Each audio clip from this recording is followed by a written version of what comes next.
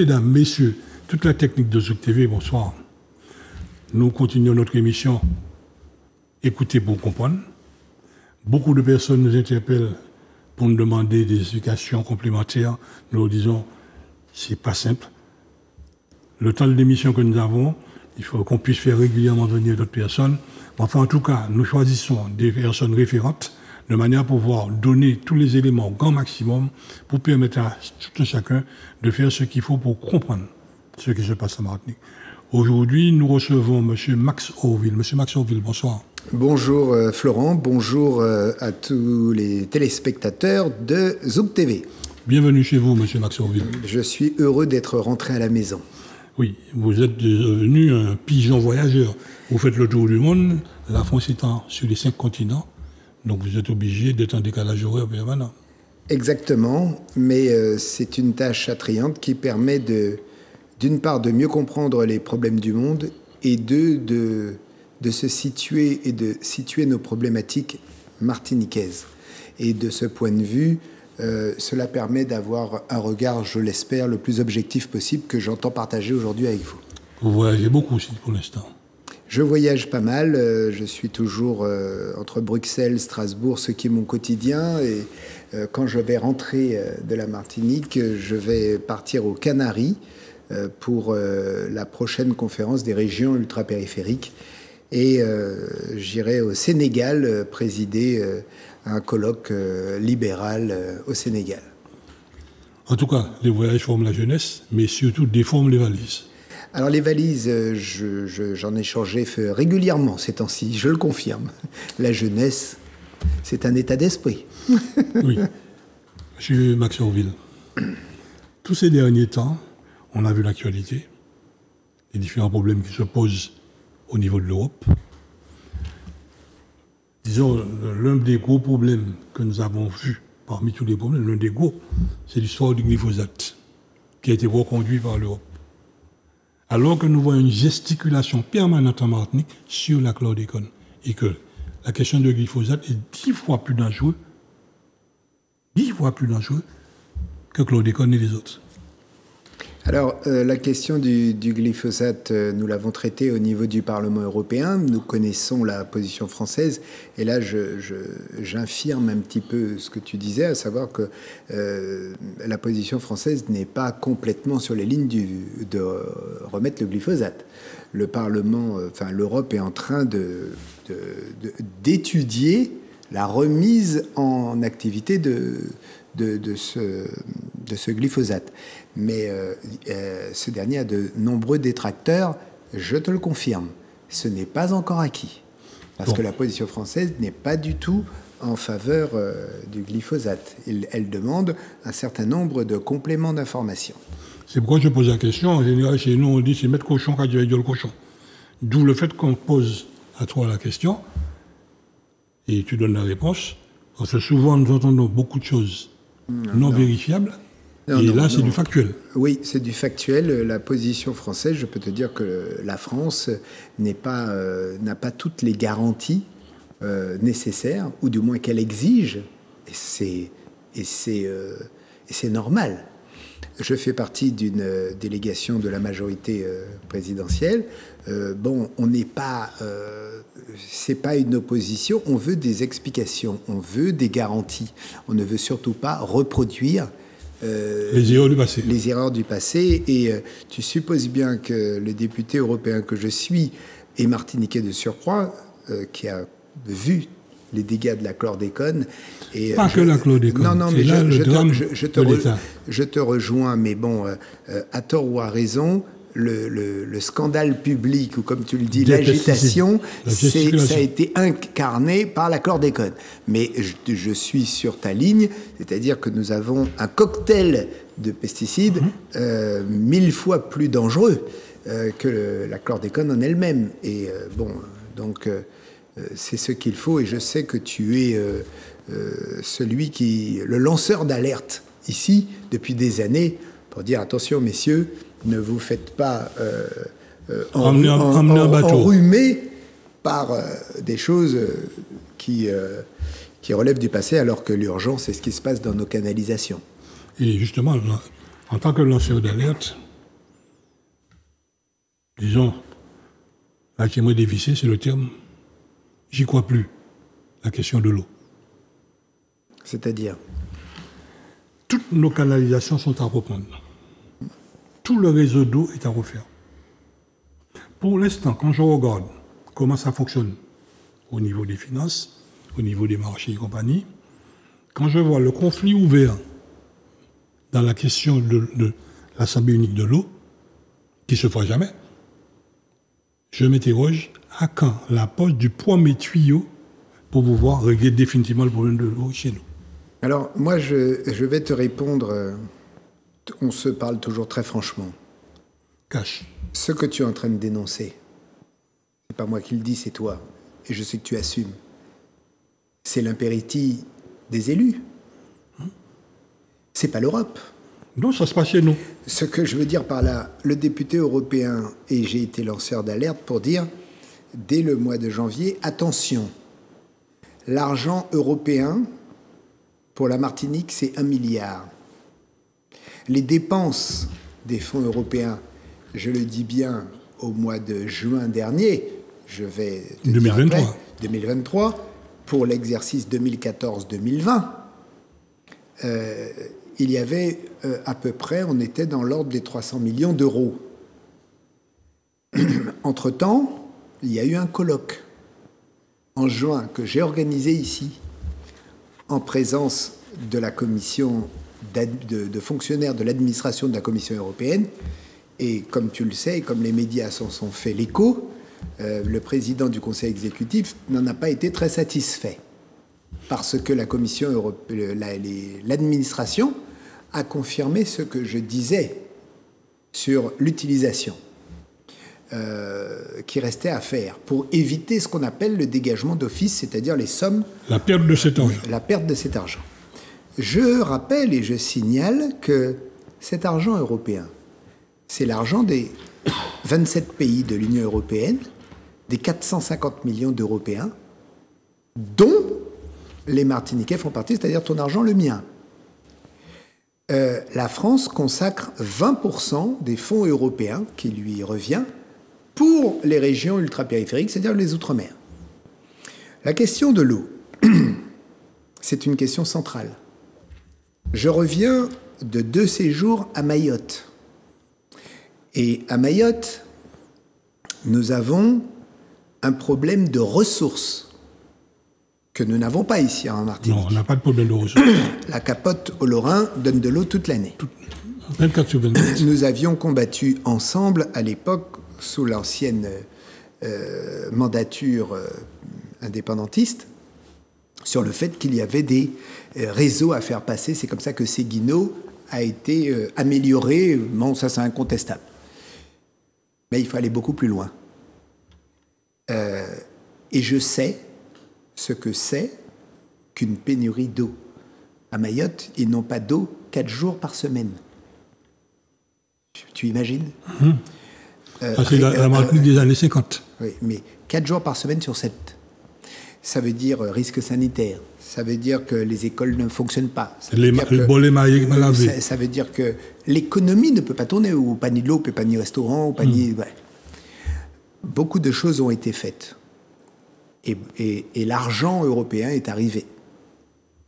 Nous serions plutôt plus proches des problèmes de ce qui se passe en Guadeloupe. En ce qui concerne, on n'aurait pas de problème de ressources, mais un problème d'assainissement, un problème de réseau. Et tu te souviens pertinemment que nous avions, lorsqu'à l'époque, dans une autre vie, j'étais candidat à la CTM, nous avions envisagé un plan eau de modernisation des canalisations, parce que nous avions vu, grâce à tes conseils éclairés, que ces canalisations obsolètes non seulement étaient usagées, mais en plus porteurs de germes et de bactéries. Un cocktail de pesticides. Et d'un cocktail de pesticides. Bien. Mais en revanche, maintenant que je suis député européen, je n'ai pas à m'immiscer dans le choix politique que tu dénonces. C'est un choix politique. Oui. C'est un choix politique. Je veux te dire, l'argent existe. L'argent de l'Europe. L'argent de l'Europe existe, mais l'argent de l'Europe existe pour faire justement des projets structurants. C'est tout ce que je peux dire. Je n'ai pas à juger. Maintenant, je l'ai dit que lorsque j'étais lanceur d'alerte, j'ai échangé avec le président de la collectivité la semaine dernière dans une réunion où nous étions conviés à l'Élysée. Bon, il avait mal pris le fait que nous avions dénoncé, que nous avions été lanceurs d'alerte et que ça avait été confirmé par l'administration de l'Europe. Bon, maintenant, il m'a assuré qu'au 31 décembre, il n'y aura pas de renvoi, c'est-à-dire de dégagement d'office, qu'on serait dans l'ordre de 1 million, 2 millions d'euros. J'entends, je n'ai aucune raison objective de douter de la parole du président du Conseil exécutif. Mais tu m'as appris l'épreuve des faits. Et l'épreuve des faits, nous le verrons au 31-12. Hein. C'est clair. Maintenant, c'est toi qui peux me dire, est-ce que la question de la modernisation du réseau est en cours? Manifestement non. Non. Est-ce que les EPCI ont les moyens, font quelque chose? Manifestement, non. Ils n'ont pas les moyens. Mais l'Europe peut aider. Oui, mais attends. L'Europe aide à quel moment? À partir dès lors que tu me fournis un projet. C'est tout. Maintenant, le téléspectateur qui nous regarde, la téléspectatrice qui est là, je leur promène la plus belle voiture sport vendue en Martinique, même vendue en Europe. Voilà les clés, c'est ta voiture. OK? J'ai versé 80%. Il reste 20% d'apport. Est-ce qu'un jour, cette personne ou ce couple va rouler cette voiture? Non. Parce qu'elle n'a pas les 20%. Et c'est ça la triste réalité de Martinique. La collectivité de Martinique n'a pas l'apport qu'il faut pour qu'on puisse lancer ces projets structurants. Bien. Les belles phrases, oui. Les belles phrases, oui. Moi, ce que je veux, en tant qu'entrepreneur, ça met le gardien là, c'est pas ça le gardien à terre, je veux du cash. Du stimulus qui circule. Pour l'instant, ce stimulus ne circule pas. Et vendredi dernier, ils ont fait la démonstration de cette chose lors de la plénière sur le vote du budget. Je pense que, encore une fois, l'argent d'Europe, tu l'as bien dit, c'est 80%. Ça peut aller jusqu'à 80%. Après, les 20% doivent être trouvés. De deux choses l'une. Ou le projet est utile. Et je crois que sur la question de l'eau, il n'y a pas de débat. Il ne peut pas y avoir de débat. Bon, l'eau, c'est la vie. Donc, il existe cela veut dire que si la collectivité n'a pas les 20%, cela voudrait dire qu'elle n'est pas en capacité de pouvoir être financée en termes de solvabilité. C'est très grave, parce que j'ai toujours entendu dire, encore récemment, que la collectivité n'avait pas de problème de trésorerie. Je l'ai entendu sur une émission récente. Donc, il ne peut il ne peut s'agir que d'un choix politique. Si il faut moderniser le réseau et l'Europe peut t'apporter les 80% et toi tu as 20% à mettre, si tu les mets pas, c'est que tu as fait un choix politique. Ça ne m'incombe pas. Mais à chacun de dire les choses de manière très claire. Je préfère investir là que d'investir dans la question de l'eau. Dans une autre vie, nous avions pensé qu'il y avait deux problèmes qui étaient majeurs pour la Martinique. L'eau, la modernisation des infrastructures, de la question de l'assainissement, de l'acheminement, bref, tout ça, et la question des transports. D'où l'idée, je rappelle, de la grande dorsale. Moi, j'y vois deux projets structurants majeurs en capacité de développer la Martinique, de faciliter l'embauche, parce que le BTP fonctionnerait, et quand le BTP va, tout va. Le bâtiment va, tout va. Donc, maintenant, je me refuse, moi, en tant que député européen, de juger. Je dis simplement les choses. Qu'on ne me dise pas que l'argent européen n'est pas là. Il est disponible. Et l'argent européen a pour vocation d'être utilisé. Ce qui serait grave. Et encore une fois, je n'ai pas le droit de douter de la parole du président du Conseil exécutif, ça serait que l'argent reparte. Parce que si l'argent repart, cela veut dire que ton argent n'a pas été utilisé. Et l'argent des Martiniquais. Et que donc, à ce moment-là, d'autres pays européens y trouveront matière à faire. C'est ça. Alors, en projet structurant, il y a l'eau, il y a le transport, ça c'est la partie interne. Oui. Mais la partie externe, l'élévation du niveau de la mer. Aujourd'hui, nous le vivons là. À chaque fois qu'une vache pisse à Rivière-Salée, on ne traverse plus Rivière-Salée. On a comme une erreur manifeste de mettre la RN5 au même niveau que la baie de Fort-de-France, ce qui fait que tout le bassin versant, quand il pleut, nous inonde à Rivière-Salée et on ne peut plus traverser. Or, aujourd'hui, l'élévation est en place et nous ne voyons aucun projet à ce niveau. Et tout ça est finançable, bancable par l'Europe. Alors, lors du colloque de juin, nous avions interrogé le professeur Pascal Safache, spécialiste des problèmes climatiques. Et il avait, sur un de ses PowerPoint, montré comment l'élévation du niveau de la mer allait faire qu'avant 2050, bon nombre de terres de la Caraïbe, Saint-Martin, la Guadeloupe, la Martinique, seraient sous l'eau, si on ne fait pas les protections voulues. Et à l'issue de ce colloque, nous avions demandé à ce que nos territoires soient des laboratoires de zones climatiques pour pouvoir justement faire. Mais je l'ai toujours pensé, et tu le sais, gouverner, c'est prévoir. Oui. Donc, qu'a-t-il qu'à faire avant la pays il faut, comment dirais-je, et j'ai du mal à penser ou à croire que nos élus n'ont pas pris la dimension de protéger nos enfants et leur avenir. Donc, tu le dis, maintenant, je veux dire, je sais que la Martinique est confrontée à des problèmes multiples, mais remettons les choses en ordre, d'abord. Quelles sont les priorités, les urgences? De mon point de vue, les priorités sont de l'ordre de ce que tu dis. Protéger les populations, c'est-à-dire empêcher les catastrophes naturelles, déjà. De fonctionner comme c'est prévu, déjà. Si on ne fait rien. Tu sais, j'ai visité il y a 3 jours à Bruxelles le centre d'alerte de la protection civile, c'est-à-dire en cas de, lorsqu'il y a des grands cataclysmes, des grands trucs naturels. Et c'était admirable de voir sur ces écrans un petit peu comment l'Europe est sollicitée pour activer les trucs. Et je leur disais, mais moi je viens des régions ultra-périphériques, c'est le nom barbare pour dire l'outre-mer, mais je lui dis, nous on est soumis aux cyclones, aux volcans, aux séismes, à l'élévation de la mer, et j'ai le sentiment qu'on n'est pas assez prévoyant. Donc pour répondre, je crois que le réchauffement climatique a amené un cyclone au mois de juin.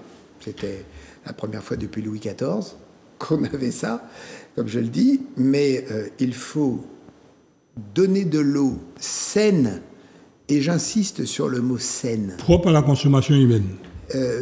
Pas uniquement saine.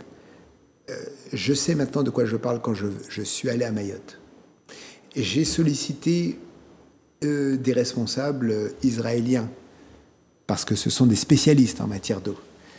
Sur les 20 000 mètres cubes d'eau à Mayotte, il y a 35% de fuite d'eau. Je crois que la Martinique doit être à peu près dans ces eaux-là, beaucoup plus. Or, des dispositifs de senseurs qu'on met dans les réseaux pour détecter les fuites, etc., mériteraient que, je crois que la Corse a fait appel aux entreprises israéliennes pour travailler la question de l'eau. Israël recycle les eaux usées, c'est-à-dire que ces eaux usées reviennent dans le circuit et dans le verre. Et sont pas dans le verre. On le boit. Pas, ça pourrait, parce qu'ils sont potables. Ça pourrait, mais c'est utilisé pour l'agriculture, pour les animaux. Tu vois, les eaux usées. À Los Angeles, c'est comme ça. Bon, et donc ce qui a fait que ce pays a 4 usines de désalinisation, a le système le plus performant en termes de réduction des fuites d'eau et de recyclage des eaux usées, c'est-à-dire qu'ils en sont à 1% de perte. 1%. Et moi, je crois que nos territoires qui sont éloignés, exigus, des reliefs difficiles, c'est donc pour moi la priorité. La priorité, c'est l'eau. Tu dois donner à manger, à boire à ta population et nous protéger contre les intempéries. Moi, des fois, il m'arrive de penser à la plaine du Lamentin ou à la côte Caraïbe, et je me dis, s'il y a un tsunami de plus de 15 mètres qui nous arrive, sachant que toutes nos villes sont sur les littoraux, On aura des dégâts. On aura des dégâts. Et deuxièmement, comment mettre un itinéraire alternatif qui nous permet de pouvoir évacuer rapidement. Or, si aujourd'hui, si on doit partir, on est obligé de partir par la mer. C'est très, très rare de passer par la Thrace, etc. Donc, les priorités, c'est l'eau. Les priorités, c'est de faire des digues, de protéger, j'aime pas le mot fortification, mais de protéger nos habitations, notre culture, mettre des itinéraires de dégagement. Et tout ça, je crois que ça participerait grandement du développement de la Martinique, en développant le BTP, etc. Alors, pour la question du financement, tu as dit, les 20% sont difficilement accessibles pour la collectivité, sachant que dans certains territoires, ce sont les régions qui offrent une garantie bancaire, mais ce qui prouve que notre garantie n'est pas... nous ne sommes pas bancables. Nous ne sommes pas bancables, et ça, c'est très perturbant. Et je disais ce matin, les banques sont frileuses. Et donc, j'ai lancé peut-être un pavé dans la mare. Eh bien, c'est là que nous allons voir l'Europe. Contactons les banques européennes, autres que françaises. Oui. Parce que je sais que les banques portugaises, espagnoles, italiennes et allemandes, luxembourgeoises sont des fois plus courageuses. Plus ouvertes. Plus ouvertes et plus courageuses. Donc, après tout, c'est l'Europe. C'est la même monnaie. Il ne faut pas rester au pied et renoncer à ces projets. Ça, par contre, je crois que non. Et il faut véritablement permettre à nos porteurs de projets, et nous en avons. Il y a quelques jours, j'ai eu un échange, tu as entendu parler de France 2030. France 2030, c'est une structure d'investissement. Et donc, je regardais avec eux quels étaient les projets ultramarins. Bon, il y en a quelques-uns, mais on devrait avoir beaucoup plus de projets de recherche et d'innovation, beaucoup plus. Et pour ce faire, il faut une ingénierie aussi locale performante. Et il faut aussi payer ces gens-là. Mais dans une administration comme la CTM, qui a 4300 agents, c'est-à-dire quasiment le double de toute structure normale, est-ce que c'est inconvenant de penser que vous avez les gens pour le faire, ou les former, en tout cas? Aujourd'hui, je répète ce que j'ai dit ce matin ailleurs, que la France, le gouvernement, avec l'accord du président de la collectivité, a dépêché une équipe de 5 spécialistes pour apurer les dossiers européens des porteurs de projets martiniquais en attente, pour que ça puisse être consommé, parce que ça veut dire qu'on en a besoin. Donc, aide-toi, le ciel t'aidera, on nous aide, mais il faut quand même aussi montrer notre volonté de ne pas subir et d'agir. Donc moi, non, il faut y croire, parce que, outre la question de lanceurs d'alerte, le problème, c'est nos enfants demain. À propos de nos enfants, nous pensons que le partenariat privé-public, c'est la locomotive qui va permettre de faire ce qu'il faut en matière d'eau. Trouver une structure privée à l'extérieur qui puisse prendre à bras-le-corps ce projet et lancer l'opération en partenariat avec la collectivité. Autrement, je reviens sur ce que je dis, je n'y crois plus. Nos PCI attendent sur l'argent du consommateur, l'argent de l'eau, pour faire avancer leur trésorerie. Nos 3 EPCI. Il y a un conflit grave, bien ouvert. Si on fait une assemblée unique de l'eau, il y aura un seul président.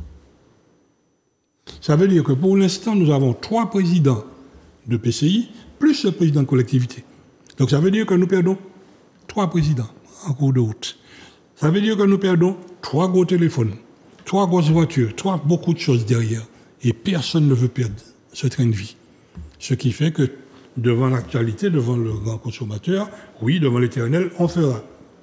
Je me permets de... Je suis réaliste. Je ne suis pas à la peine 3 jours, ça ne se fera pas. Mais je me permets une remarque, Florent. Excuse mon impertinence. Je ne suis pas convaincu qu'une autorité unique de l'eau soit la solution. J'aime bien dire cette formule, je crois, du philosophe Montesquieu: le pouvoir absolu se trompe absolument. C'est-à-dire que je ne crois pas, regarde la collectivité unique qui a succédé aux deux institutions qui étaient le Conseil régional et le Conseil général, nous ayons gagné quelque chose. Rien du tout. Au départ, l'idée paraissait séduisante parce que cette fusion devait permettre une unité de vue et d'action. Nous avons vu que ça n'était pas le cas pour des raisons... à partir du moment où il n'y a plus d'alternative pour les porteurs de projets, pour les entreprises, tu ne t'adresses plus, comme on me disait, quand un te refusait là pour X raisons, tu vas aller de l'autre côté A. Et bref, moi j'aime bien le principe de la démocratie, c'est que les pouvoirs se complètent. Le pouvoir judiciaire est différent du pouvoir législatif, du pouvoir exécutif. Là, on met tout dans les seules mains, que tu les appelles aujourd'hui le président actuel ou bien le président d'hier. À partir du moment où tu as un pouvoir absolu qui n'a à répondre de rien et de quoi, c'est toujours une tentation. Toujours une tentation. Et moi, je suis véritablement un démocrate et je crois aux valeurs de différenciation, hein, pour le coup. Et alors, tu as soulevé quelque chose. 3 autorités de l'eau, d'accord. Chacun veut ses pouvoirs, ses petits trucs et tout. Demain, il y en aura un. Il y aura peut-être moins de voitures, mais tu auras un pouvoir absolu. Et qui est aussi dangereux. Donc, mais moi, ce que je me dis, et tu as parfaitement raison, qu'est-ce qui nous dit que ce qu'on n'a pas réussi à 3, on y parviendra seul? Encore une fois, l'expérience sur le papier nous montre que ce n'est pas gagné. Je préfère nettement que on ait peut-être 3 instances, mais 3 instances qui donnent des idées, qui travaillent ensemble et qui parviennent à un résultat. Et qui se complètent. Qui se complètent. L'histoire de dire s'il n'y a qu'une seule autorité, tu n'auras qu'une seule décision, et ça veut dire que tout le monde pensera la même chose. Si tout le monde pense la même chose, c'est que plus personne ne pense rien. Alors, à propos de penser, l'une des grandes réformes que nous demandons, et la vérité est en face de nous avec la fusion. Nous avons différents services qui sont basés sur une formule très martiniquaise, le fanchou. Et c'est une chose que nous voyons qui commence à s'élargir. Preuve en est l'attaque que tu as reçue concernant la question de l'eau à Mayotte pour le vote en Europe. Alors, oui, bon, je vais répondre. Il s'agit, je suis attaqué par le Rassemblement national. Donc, pour moi, l'ultramarin, je trouve ça pas surprenant. Il m'est reproché de ne pas avoir voté une résolution sur facilitant l'accès à l'eau et aux Antilles comme à Mayotte. La vérité, c'est que cette résolution politique était pour moi inutile et une farce. Pourquoi une farce? Comment ça se passe? Chaque année, nous votons le budget de l'Union européenne. Dans un premier texte, nous avons les amendements budgétaires qui sont en augmentation, les chapitres que nous votons. Et la résolution politique que nous votons dans un deuxième texte, c'est pour expliquer, argumenter les raisons de l'augmentation de tel ou tel dispositif. La résolution proposée par le Rassemblement national visait à être une déclaration d'intention. Il faut s'occuper des régions ultrapériphériques, il faut ceci, il faut cela. Mais cette résolution politique aurait dû être assortie d'un amendement budgétaire pour dire on va augmenter les fonds européens dans les régions ultrapériphériques, ce qui permettrait de comprendre. Il n'en a rien été. Alors moi je me suis dit, soit le Rassemblement national n'est pas sérieux, soit elle souhaite faire de la publicité sur les réseaux sociaux et expliquer ainsi que la plupart des députés ultramarins qui étaient présents, qu'il s'agisse de Younous Omarjee, de Stéphane Bijou ou d'autres qui appartiennent à d'autres formations politiques que la mienne, mais ça c'est pour alimenter le cancan et pour dire vous ne vous occupez pas de nos territoires. Il faut être cohérent, il faut être sérieux. C'est-à-dire que si vous faites une résolution politique, vous avez fait des amendements budgétaires pour demander une augmentation réelle. Donc ce n'était pas le cas. Bon, maintenant, le Rassemblement national a décidé de faire de l'outre-mer son terrain de jeu. Son terrain de jeu. Bien. Alors, je ne crois pas que nos populations seront raisonnablement toujours dupées par ce genre d'intervenants. On va dire le projet structure. Ça, nous insistons, c'est là où il y a du biscuit. C'est là où il y a vraiment du stimulus à mettre sur la table. Pour résoudre le problème de l'élévation, de la protection par rapport à l'élévation du niveau de la mer, tout le golfe du Mexique, tous les scientifiques font la démonstration, c'est très documenté cette affaire, avant 2040, c'est plus de 3 mètres. Ce qui amène à dire que nous perdons l'aéroport, nous perdons le port, nous perdons EDF. Ces 3 éléments principaux. Une île qui n'a pas ces 3 éléments-là, disons, il y a en bas de l'eau. Or, nous avons la possibilité de fermer la baie de Fort-de-France. C'est possible. Il faut lancer les études. Une fois les études faites, savoir où on ira chercher les matériaux. Pour l'instant, on vient de s'inscrire à l'UNESCO, on ne pourra pas toucher à un seau, pas un sac de sable sur le Nord-Caraïbe pour pouvoir faire ces travaux. Que dit l'Europe sur ça? L'Europe comment dirais-je, 2 choses. L'Europe apporte les fonds. Les projets viennent du territoire. Autrement dit, tu arrives avec un projet structurant de dire je veux protéger mon territoire contre l'élévation de la mer. Tu arrives avec un projet et avec des idées, puisqu'on ne peut pas prendre du matériau dans la zone Caraïbe, il faut bien le trouver ailleurs. À toi de nous dire où tu vas le trouver et comment je vais l'acheminer, et etc., etc.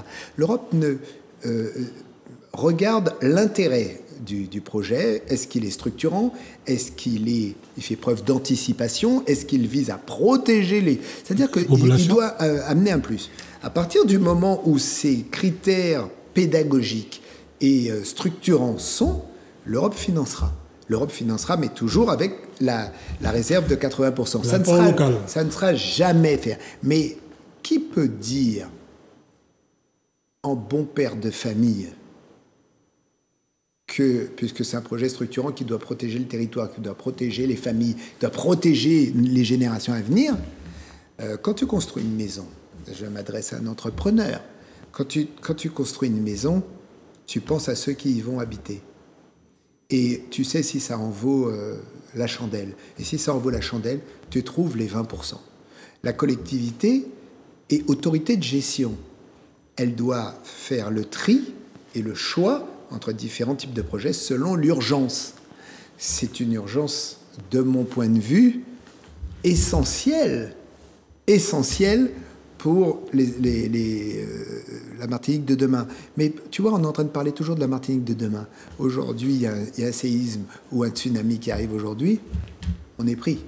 Pourquoi? Nous n'avons pas anticipé? Parce que nous n'avons pas anticipé. Et gouverner, c'est... prévoir. C'est prévoir, voilà. Or, l'affaire malheureuse, en face, on refuse d'écouter pour comprendre. Et ça, c'est dramatique.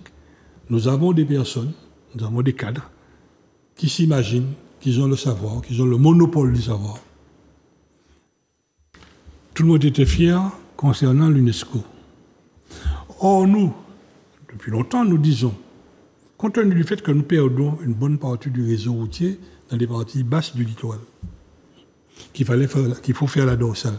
Cette dorsale, beaucoup sont montés au créneau pour dire que nous allons couper des arbres, c'est ce qui était archi faux.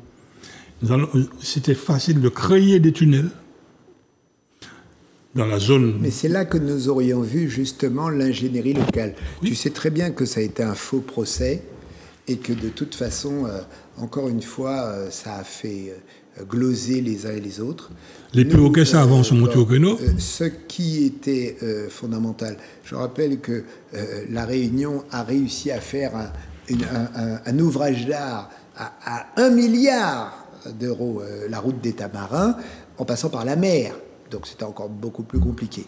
Moi, ce que nous y voyions à l'époque, c'était que le désenclavement de la Martinique, le BTP qui serait relancé, les embauches qui auraient qui sera occasionné, et le respect de l'écologie. Le respect de l'environnement. On pouvait le faire de manière, comme tu le dis, soit aérien, soit par tunnel, soit avec, en plus écologique, pour mettre justement des bus à hydrogène, pour mettre toutes sortes de choses. On avait des tas de possibilités. Bon, maintenant, le choix a été autre. Je le respecte. Moi, je demande simplement 2 choses. Faites des projets structurants qui vont permettre d'améliorer et être la réponse aux problèmes que rencontrent les Martiniquais. Pour l'instant, tous ces projets structurants qui sont actuellement faits conduisent tout le monde économique au cimetière des entreprises le mardi au tribunal mixte de commerce. Liquidation judiciaire de ces entreprises. Oui, ça je confirme que je vois les chiffres, parce que je m'intéresse quand même toujours à ma Martinique bien aimée. Je suis interpellé moi-même, je te le dis, à Bruxelles, à Strasbourg, ici quand j'y suis, par nombre de chefs d'entreprise qui sont inquiets, qui sont acculés, députés et tout. J'ai fait des propositions pour l'emploi, tu le sais, la vie emploi, pour diminuer le coût de la vie chère en exonérant les charges salariales, de faire que le salaire brut devienne le salaire net, et exonération des charges patronales pour pouvoir embaucher davantage de gens de chez nous et mieux les former. Bon, donc l'Europe a accepté cela. Le verrou a été levé. Il appartient maintenant aux élus martiniquais de s'en emparer pour changer et faire évoluer les choses. Je ne me réjouis pas de la destruction d'entreprises martiniquaises. Donc il faut savoir ce que l'on veut. J'entends beaucoup parler en ce moment de réforme institutionnelle, et je dis réforme institutionnelle, oui, dès lors qu'on sait ce que l'on veut. Si on ne sait pas ce que l'on va, si on ne sait pas où l'on va, si on ne sait pas ce que l'on cherche, on ne sait pas ce que l'on trouve, déjà, d'une part. Et la deuxième chose, c'est que je suis désolé de dire, si les réformes institutionnelles n'améliorent pas le quotidien des Martiniquais, réponse à la vie chère, réponse à l'insécurité, réponse à la formation, réponse à un certain nombre de choses, eh bien, cette réforme aura été inutile. Et pour répondre de manière badine à ce que tu dis, aux sachants, il y a beaucoup de sachants chez nous. Il y a beaucoup de perroquets savants. Beaucoup de gens qui savent. Ça me rappelle une blague gentille lors du Covid de quelqu'un qui singeait le professeur Raoult. et il disait, mais tout le monde était médecin à l'époque du Covid. Tout le monde savait ce qu'il fallait faire. Et ils étaient tous devenus des tutologues. Non, il proposait en blague, il disait, moi je suis pour le CBT. Tout le monde devrait adopter le CBT. C'était quoi le TBT? Le CBT, c'était confinement buccal total. Hein? Tais-toi. Quand tu sais pas. Tais-toi.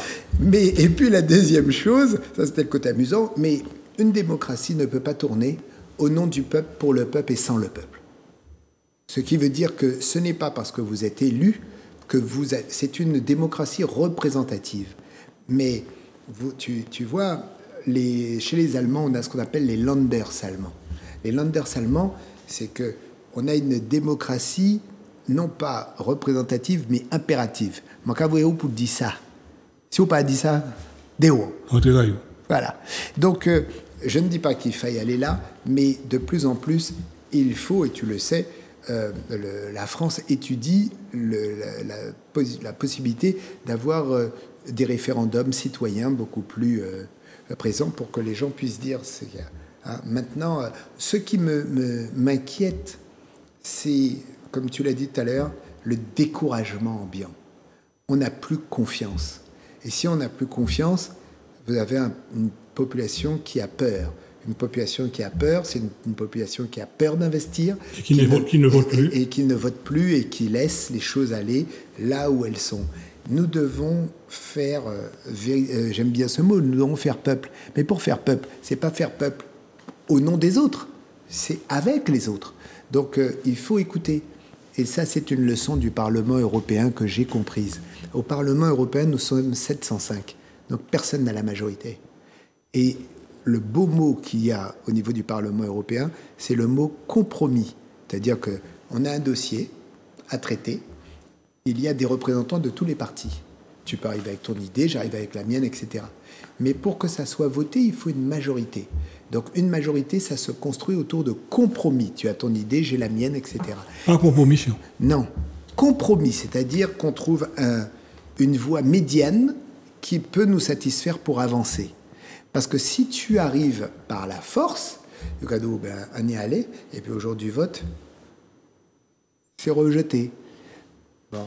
Donc ta capacité à faire des compromis, ça aussi je l'ai appris dans les rapports que je portais et pour lesquels certaines parties n'étaient pas d'accord, mais arriver toujours à garder le cap. J'aime bien la formule, il faut avancer comme un voilier, contre le vent, mais par la force même du vent. À propos de réforme constitutionnelle, j'essaie de comparer ça à un foyer. Ça va pas avec Artémise. Ok, on va changer le contrat de mariage et ça ira. Toto peut monter comme il est, sans problème. Parce que nous changeons le contrat de mariage. On se paye la tête de qui là? Ça ne va pas aller, ça va pas aller. Là, aujourd'hui, il y a un sérieux problème. Nous avons tous les éléments juridiques pour avancer. Nous avons tous les fonds, tous les moyens qu'il faut pour avancer. Pour l'instant, quand on regarde l'ingénierie financière de Martinique, on se pose la question, est-ce que c'est de l'ingénierie, c'est le terme minable, pas dans le sens que l'on croit tout de suite, minable, poser des mines. Est-ce que ce sont des gars qui sont là pour mettre des mines pour exploser le pays? Ça, je ne saurais le dire, mais ce qui manque le plus, c'est d'être pragmatique, je crois. Et le pragmatisme ne t'appartient pas, ne m'appartient pas. Il est le résultat d'un effort collectif et d'une volonté.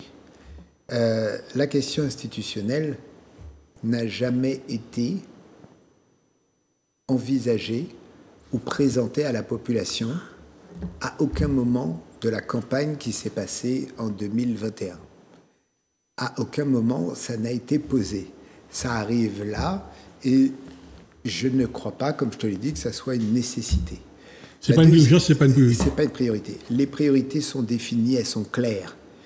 Hein, j'ai vu un récent sondage qui est contesté par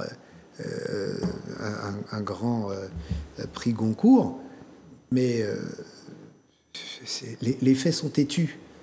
Les Martiniquais disent « Comment tu améliores mon quotidien ? Tu réponds à ma vie chère. Comment tu améliores la formation de mes jeunes? Comment tu améliores la question de mon insécurité? Je ne me sens pas. Comment tu améliores ma protection de santé?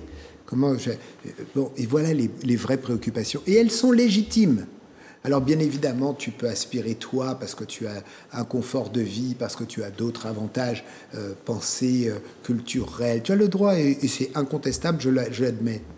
Mais un élu est là au service du peuple. Alors, tu as dit au début de l'émission que tu iras bientôt à Dakar, au Sénégal. Tu vas poser quel passeport sur le guichet de la PAF? 2. Alors, lequel? Mais pour le Sénégal, en fait, ça sera mon passeport français. C'est tout. J'allais te dire le deuxième, c'est mon passeport européen. Il est dedans. Il est dedans.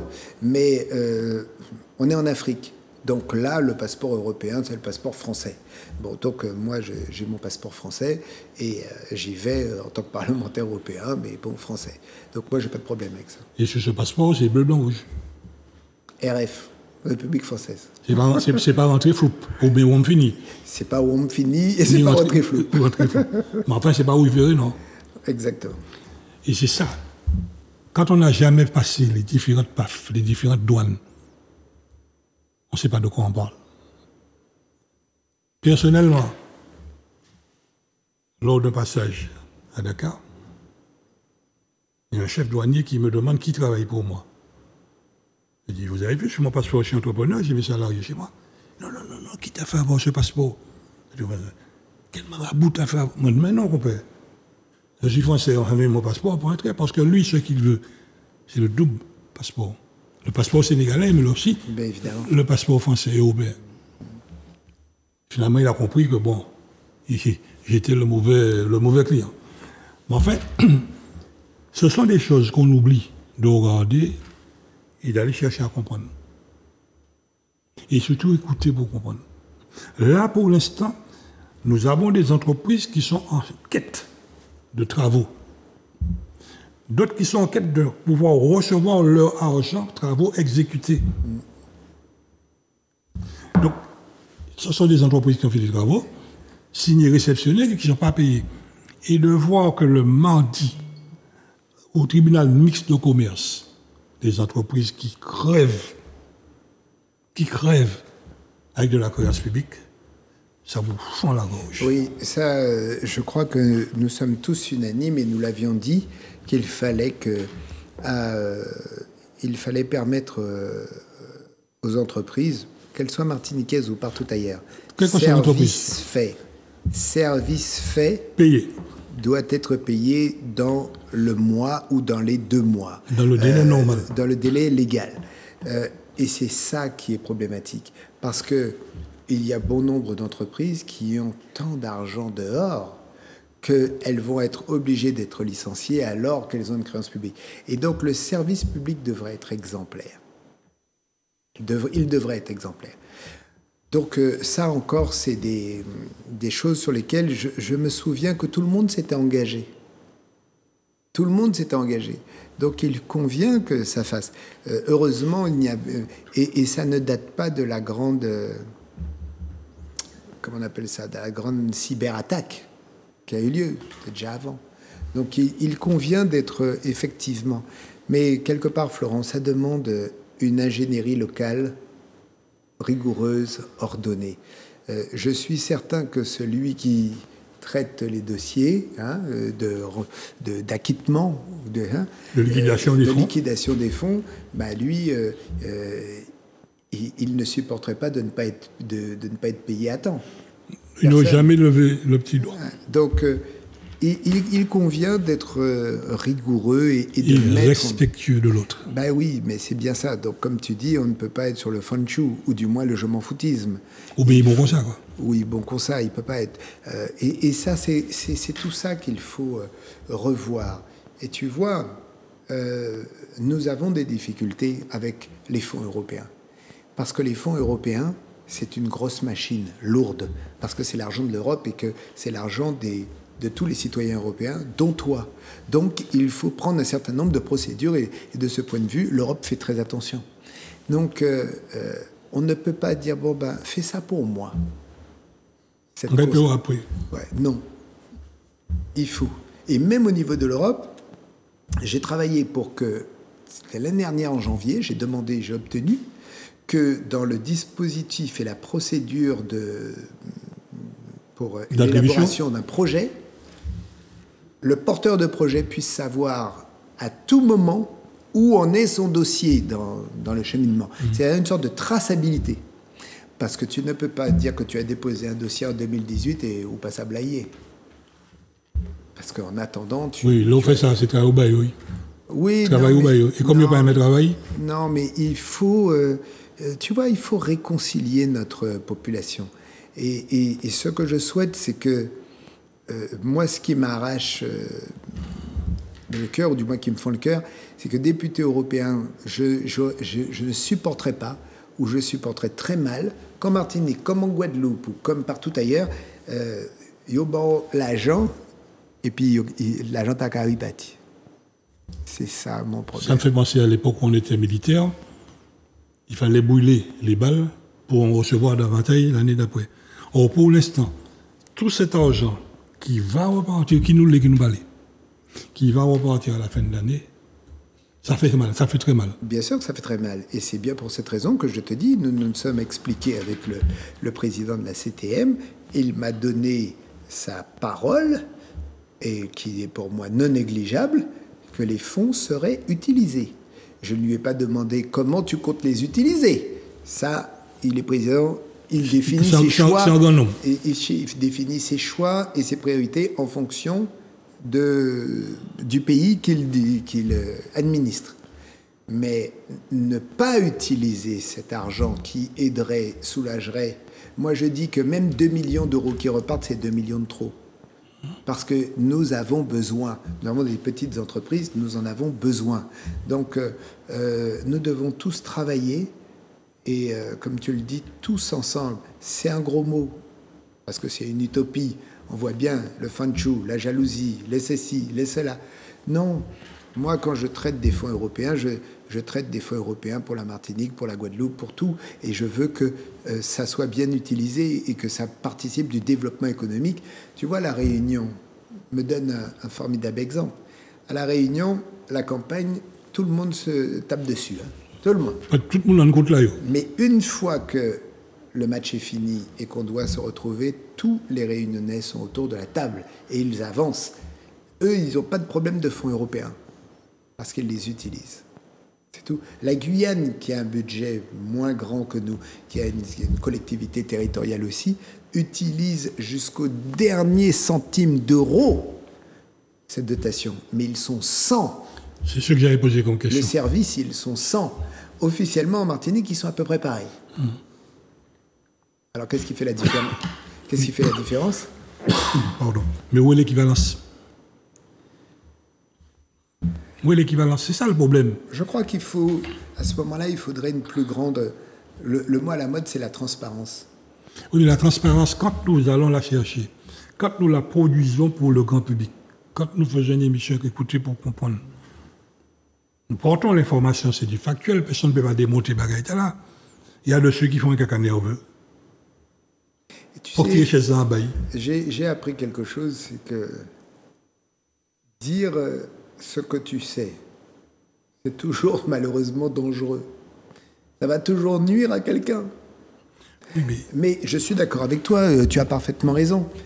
Ton émission, Écouter pour comprendre, tu vises à alerter les gens. Tu mets tous les éléments du débat sur la table. C'est pas en bas-feuille. Non, il y a la table. Tout est sur la table. Dès lors, cela donne à ceux qui écoutent la capacité d'entendre, de comprendre et d'agir. C'est ça l'objectif de ton émission. Moi, je n'interviens en tant que député européen pour dire, si c'est pour savoir, parce que au temps de Dieu des Ormeaux, l'Europe c'était le loup. Voici le loup. Bon, l'Europe n'est pas du tout le loup. L'Europe est là, ça a permis des infrastructures, nous avons les routes les plus belles de la Caraïbe, nous avons des hôpitaux, des infrastructures, etc. La question de savoir après comment c'est fait, etc. Bon, comment ça fonctionne, c'est assez autre chose. Mais les infrastructures, on les a. L'Europe accompagne et aide. L'Europe prévoit pour le développement économique des plans de relance, 149 millions d'euros. La question est de se poser combien, sur ces 150 millions d'euros, ces 149 millions d'euros, combien ont été utilisés effectivement, et pour qui, et pourquoi, et comment, etc. C'est ça la problématique. Donc, moi je réponds, l'Europe met des sommes conséquentes à disposition. Et comme tu le dis, la question de l'eau et de la préservation de notre île, de nos territoires, il y a 3 urgences absolues. L'eau, protéger nos territoires, organiser les voies de dégagement, c'était la dorsale, enfin, participer à la fluidité. C'est pas possible. Dès qu'on n'est pas en vacances ici, l'autoroute est pleine. Ah, mais c'est juste aussi. Oui, on est tranquille, c'est la Toussaint. Non, parce qu'on vient hier. Mais il faut venir plus souvent. Depuis quelque temps, nous observons une chose. On a l'embouteillage le matin. Le midi. Le soir, c'est tout. Le reste de la journée, ça circule comme un dimanche. Oui. Pourquoi?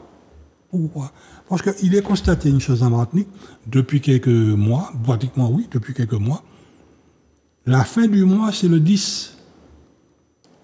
Les gens ont touché, les premiers, le 10, il pas arrêté. Or, pour faire tourner un moteur de véhicule, il faut du biscuit pour mettre dans le coffre, dans le bac. Non, mais on en rit, mais cela... Mais c'est une réalité. Oui, mais moi, aujourd'hui, cela signifie que ça m'alerte sur les difficultés et la pauvreté de notre population. La vie est de plus en plus chère et c'est une préoccupation, encore une fois, des Martiniquais. C'est une préoccupation des Martiniquais. Oui. Alors, nous avons écouté, nous avons compris. S'il y a une conclusion à faire, ça aurait été laquelle? Ma conclusion, ça serait faisons preuve de davantage de solidarité d'abord entre nous. Repérons les urgences. Si nous sommes d'accord sur les urgences à mettre en œuvre, eau, protection des littoraux pour éviter l'élévation du niveau de la mer, je ne prends fluidité des transports, lutte contre l'insécurité, formation des jeunes. Si nous avons décidé de le faire, mettons-nous tous autour d'une table, déposons les armes et cherchons des compromis pour y aller. Ne trions pas parmi les Martiniquais, ah non, bah, travailler, puis monsieur s'envolait, non, ça va. La règle du Fonshu, c'est la loi du talion. Alors, vous faites ça, moi, quand il fait ça 2 fois plus. On va finir, comme le dit l'Écriture, à force d'être comme ça, le monde va finir aveugle. Hein. Et surtout, on verra, parce qu'à propos d'Écriture, le Christ a été le premier et le seul à avoir marché sur l'eau, et nos élus seront les premiers à courir sur la mer. En tout cas, s'il y a une chose qu'il faut qu'on sache, ceux qui très souvent s'imaginent que nous critiquons, oui, nous critiquons, nous portons aussi des solutions. C'est en critiquant les faits, pas l'homme, les faits, que l'on fait les choix maximaux et qu'on mobilise aussi l'homme. Si nous ne faisons pas ça, c'est certain, dans quelques années, on pourra, nous sommes à la veille de la Toussaint, mettre une grande croix sur la Martinique et puis nous allons monter, ceux qui sont à l'extérieur, qui ont monté, alors, moi, je voudrais être optimiste dans ça. Je crois profondément dans notre génie créateur. Et il convient que les Martiniquais prennent conscience de leur potentiel. Nos aînés, nos anciens, même, allez, on parle de Césaire que tout le monde vénère, etc. Il a œuvré pendant des années pour accompagner, aider, Bamouna, Feuilleton, enfin bref, un certain nombre de choses. Il a été d'une grande présence littéraire, il nous a donné un certain nombre de choses. Mais avec lui, et avec d'autres de cette époque-là, tu avais d'autres, des Valsin, des Jean Josette, des trucs qui avaient une vision de la question de l'eau de Jean Josette. C'est lui, dans le Sud, qui a fait arriver l'eau. Donc, il faut retrouver cet esprit pionnier, mettre un terme à cette histoire de Fonshu, qui est stupide, inutile. Nous sommes tous des Martiniquais. Hein, et occupons-nous de développer ce pays, et plutôt que de se dire « nèg contre nèg » ou bien « manquait Fonshu ». En tout cas, la meilleure solution, c'est d'écouter pour comprendre. Merci d'être venu. Merci au prochain passage sur la Martinique. Avec grand plaisir. Et puis, à très bientôt.